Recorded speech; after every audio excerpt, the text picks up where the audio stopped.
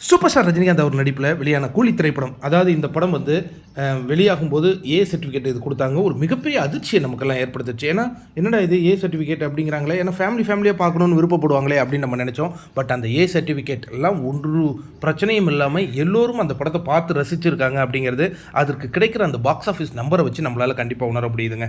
இந்த படத்தினுடைய ஓவர்சீஸ் கிட்டத்தட்ட 200 கோடியை நெருங்கிடுச்சு அப்படின்னு ஹம்சினி என்டர்டைன்மெண்ட் அறிவிச்சிருந்த நிலையில், இப்போ தமிழ்நாட்டை பொறுத்த வரைக்கும் அந்த எக்ஸாக்ட் ட்ராக் நம்பர்ஸ் கிடையாது. பட் இந்த ட்ராக்கர்ஸ் இவங்க சொல்கிற அமௌண்ட் பிரகாரம் 200+ கோடியை தமிழ்நாட்டில் மட்டும் கலெக்ட் பண்ணியிருக்கு அப்படிங்கிற மாதிரி அந்த தகவல் நமக்கு கிடைத்திருக்கு.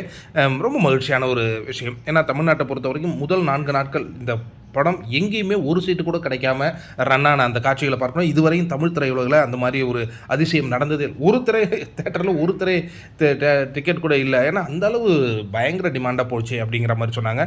அதற்கு பிறகும் படம் வந்து அழகாக போயிட்டுருக்கு. ஒவ்வொரு வீக்கெண்டுலேயும் மக்கள் கொண்டாடிட்டு இருக்காங்க கூலியை. அதாவது கூலி திரைப்படத்தை பார்க்காதவர்கள் நெகட்டிவ் ரிவ்யூவை ஸ்ப்ரெட் பண்ணாங்க பணம் வாங்கி கொண்டு. ஆனால் கூலி படத்தை பார்த்தவங்க பணம் வாங்காமல் இந்த படம் சூப்பராக இருக்குது அப்படின்னு அவங்களுக்கு பிடித்த விஷயத்த மக்கள்கிட்ட சொல்ல மக்கள் திரளாக வந்து படம் பார்த்துக்கிட்டு இருக்காங்கங்க.